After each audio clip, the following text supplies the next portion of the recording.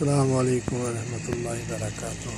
हाँ जी, सुबह सुबह काम के वास्ते निकल गए तो अज हल्की हल्की बारिश भी है वे ते हूँ खलोते हैं इशारे ते बारिश लो जी बारिश चंगी ज़्यादा शुरू हो गई है। बहुत ज़्यादा बारिश पैन दी जनाब तो अस्सी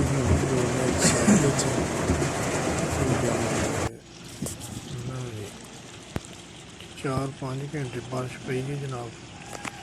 आ मंजर बन गया जी सऊदी अरब का अल खलीज दे विच जिन्नी भी डूंघियां जगह ने ना जनाब सारियां ने जनाब उत्थे जगह पे उत्थे पानी खड़ोया थल्लों गटरा भी पानी निकलदा पिया। ये सूरत हाल बन गई ते पानी पानी हो गया हर पासे।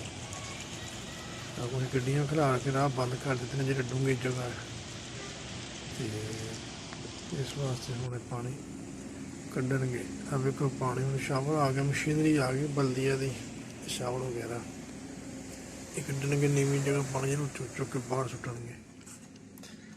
ते बंदे लगे नहीं सारे खड़ोते ने जगह जगह उत्ते। वो गटर बंद होए पाइपलाइन बंद होए तो उन्हें फिर खोल छड्डदे ने। इस वास्ते खिलारी ने वर्दियां पा के ना पानी चंगा खड़ो गया।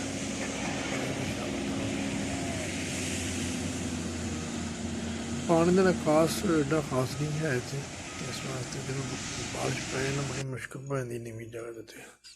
लो जी रात हो गई तो जनाब सारा पानी निकल गया। जिन्हें जिन्हें जगह तो पानी रह गया ही उत्थे जनाब हुण असीं रात नूं तकरीबन रात 12 बज गए ने जी ते इनू खोलने पे कंप्रैसर मार के तो उससे पानी जो नहीं ना जान दिया तो पैप पा के कंप्रैसर मार के हवा मारने पे फिर भी कि राह खुल जाता है।